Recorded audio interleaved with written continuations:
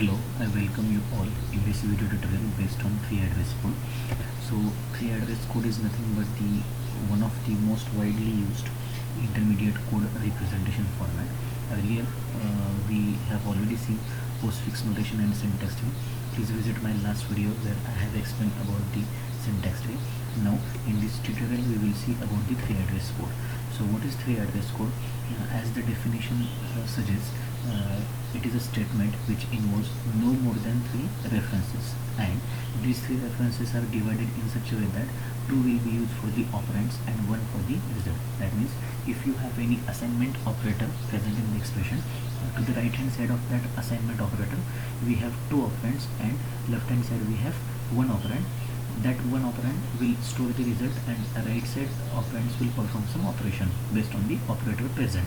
So such type of statement is known as 3 address statement, and when we form the sequence of generated code for such multiple statements, the combinedly it is called as 3 address code. That means if you have 5 statements, for each statement we will try to find its corresponding address code, and the combined that 5 address instructions will be collectively called as 3 address code. For example, let us see here x equal to y, any operator z, then we have x, y and z. So first of all perform the operation y and operation on y and z. So get the code for this particular operation or expression first of all, then assign that expression to the assign that operation to the x. So in this way we can form the 3 address code for it. Here x, y and z are nothing but the variables used or the operands used, and these operands are having some memory location or the addresses. So we need to like refer these memory addresses to the instruction form. So here one more example is given: a plus b multiplied by c plus d. So here b into c will be performed first since it has the higher precedence. So we will create a code for it. Let us say t1 is created for b into c. Now these t1, t2, t3 are nothing but the temporary variables created by the compiler. So this operation is executed first, so it is stored into t1. After that the plus operator left to right will have higher precedence than the rightmost plus. So a plus t1 will be performed, and the result is stored into t2. Next this t2 is formed, t2 plus d will be stored into t3. So you can observe only 3 memory locations are there. Now t1 holds memory of a t1 will hold the result of b into c, memory of t2 will hold the result of a plus t1, and memory of t3 will hold the result of t2 plus d. In this way the sequence of 3 address code statement will be there. Now each and every 3 address code is having 2 important constructs. One is called as address and second one is instruction. So the 3 address code can be implemented using records with field for addresses. Now as you can see in this example, I have already explained, the operands are like storing their result or holding their values at their addresses, and we need to keep a record of these addresses, and such record keeping can be achieved with the help of 2 types of the 3 address code implementation. One is called as quadruples and second is triples. So we will see in the coming slides about quadruples and triples.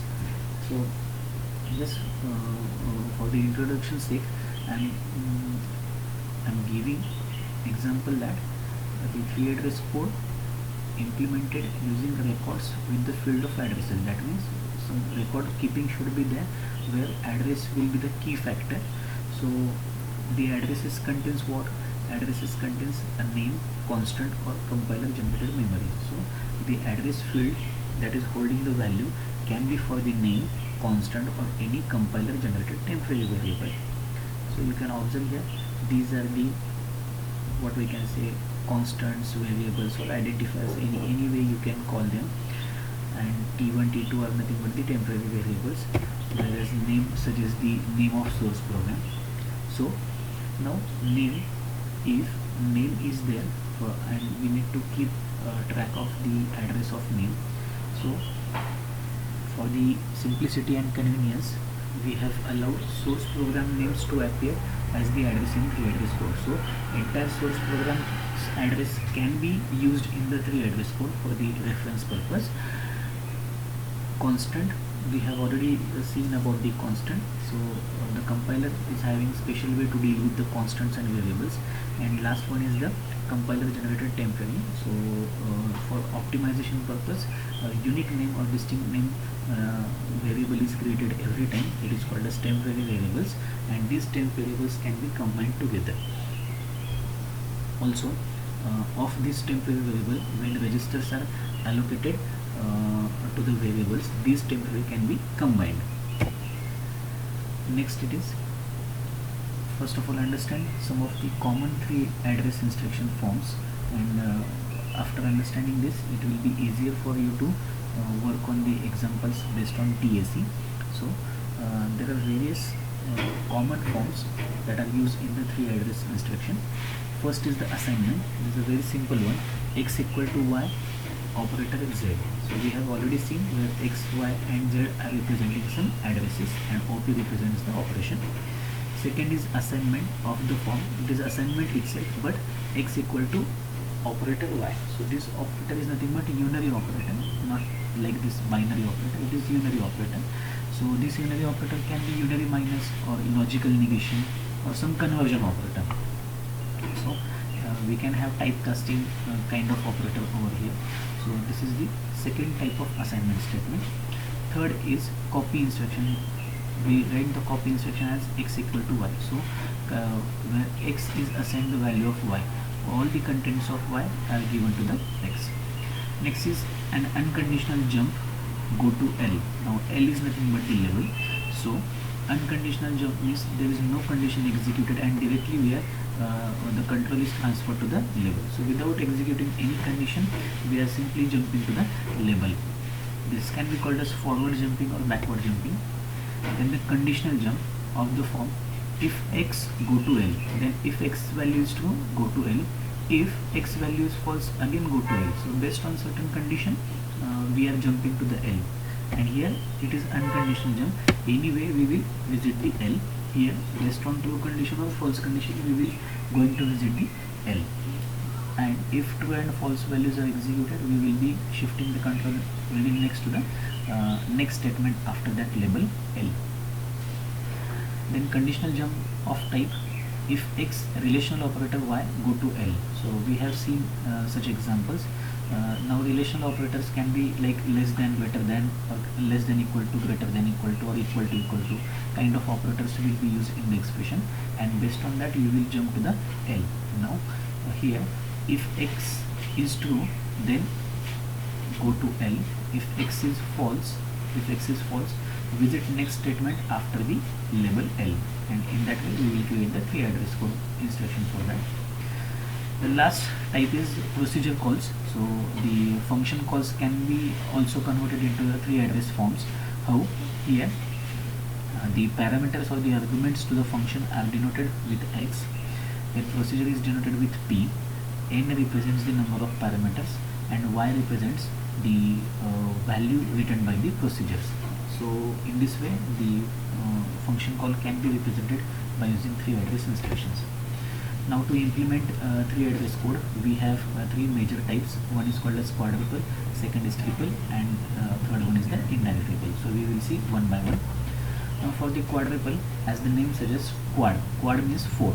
So we have 4 fields to keep the record of addresses of whichever constant variables we have in the expression.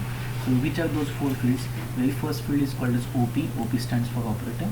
Second will be argument 1, that is first operand. Argument 2, that is nothing but second operand, and last one is the result of their operation. So in this way we arrange all the expression into a table containing 4 columns. First column is for the operator, second is for the first operand, then for the third operand, and at last the result. So some of the exceptions are there. First of all, I will show you the table. In this way we can represent, first column is for the operator, second is for the argument, third is for the argument 2, and last one is for the result. But if you have this kind of expression where only one operand is present, that is y is the only operand, or the expression is kind copy instruction x equal to y where only one operand is present. So what about this argument to column? So in that way, that argument column is not filled, it is kept empty. Next, when we have operators like parameter, so parameter use. Now in case of function call only, argument 2 and result are not used, only operator and the argument 1 will be used. This is the exception. And third one is conditional and unconditional jumps. Now for the conditional and unconditional jump, whatever target label we have provided, that is go to L or go to L1 or go to L2, that we have to put into the result. So these are some of the exceptions to the quadruple. I repeat one more time. When you have only one operand present, so ignore argument 2. When you have parameter use, that is number of parameters for the function, then argument 2 and result fields are empty. And for the conditional and unconditional jumps, we put always the target label where we are going to jump into the result column. Consider this example: a equal to b star minus c plus b star minus c. So here this minus c is nothing but unary operator. So if you parenthesize the expression, you will be able to understand it. So how we can create the 3 address code for it? First of all, let us see how many and what type of operators are there. So we have multiplication, unary minus, and plus operator, and assignment operator. So the unary minus has the higher precedence over all types of operators. So first of all, we have to resolve it. So what we will do, we will create a 3 address code instruction for this minus c. So minus c is assigned to temp t1. Then we will combine b with the t1. So b into t1 will be stored into t2. Now this part is over. Next, we will be having the same type of operation for the rightmost expression, sub expression. So this what we will do, b into t3. So t3 is created first for the minus c. So minus c is represented into t3, and t4 is nothing but b into t3. So b into t3 is assigned to t4. Now t2 and t4 parts are present. So we will be adding, this will be t2 and this will be t4. So t2 plus t4 is assigned to t5, and this t5 is then copied into a. So in this way, 3 address code is generated. Now we will fill the quadruple table, create 4 columns: operator, argument 1, argument 2, and result. So first of all, for this instruction t1, and you can give the address locations as well. So for this, t1 is the result, so put t1 into the result, equal to, this is not the operator basically. So operator is what? Operator is minus, and argument is c. So as per the discussion in the exceptions of quadruples, when you have unary operator, argument 2 is not used. Here t2 is result, then b is the first operand, t1 is the second operand, and the operator uses multiplication. In this third instruction, minus is the operator, so only one operand will be used. C will be the first operand, and t3 will be result. t4 will be result, b is the first operand, multiplication is the operator, and t3 is the second operand. t5 is the result, t2 is the first argument, plus is the operator, t4 will be the second argument. Here it is copy operation, so a will be the result, t5 will be the first argument, and now assignment will be the operator. So in this way, quadruple table can be formed. Next type of implementation of TAC is nothing but triples. So unlike quadruple, it has only 3 fields. It is operator, argument 1, and argument 2. So the result of the operation, any expression given to you, so result of that operation, it is taken or referred by its position instead of using some temporary name. So position will be used in the triple. In the quadruple, we have separate temp variable for it. So let us see how it is implemented. Now we can have the same example. For that same example, syntax tree is drawn. We can have the 3 address code of that as well.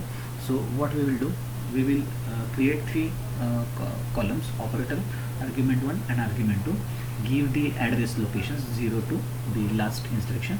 So at 0 we will be simply holding what operation we have performed, that means we have resolved this minus c, so minus c will be there.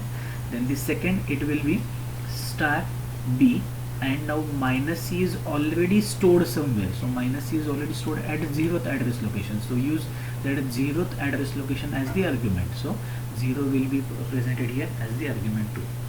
Next again we are resolving this minus c, so minus c is there. Next we will be combining this particular sub expression, so b into earlier result, that is minus c, hold at 2, so b into 2 will be there. Next we will be combining this expression which is stored at 1 position and this expression stored at position 3, so 1 plus 3 will be there, so within parenthesis means it refers to the location, so 1 added with 3, and at last we will be storing the result of this 1 plus 3 at location 4, and this location 4 contents will be assigned to 4, so location 4 contents are assigned to A. So in this way the triple table can be created. If you compare the quadruple and triple table, you can observe the differences between the formation of the tables. Here 4 columns are there, 3 columns are there. Here separate temp variables are used. Here the address locations where the previous result is stored, that is referred instead of having the temp variables. Now we will move to the last type, that is indirect triples. So these indirect triples are working like pointer kind of thing. So it will simply list out the pointers to the triples, that means at which location the triple result is present, and it lists all the pointers to the triple instead of exact triples. So let us see the example. The same example is there. This is what the triple listing is there. So triples are formed first of all, and now this 0th value is stored at 35 address. 0th location of the triple table is stored at 35. Then at 36 we have the first location of the triple table. 37 we have second entry of the triple table. At 38 third entry of the triple table, and so on. Even if we shuffle these instructions, that means 35, 38, 40, but 38 will still refers to the third entry of the triples. 40 will still refer to the fifth entry of the triple.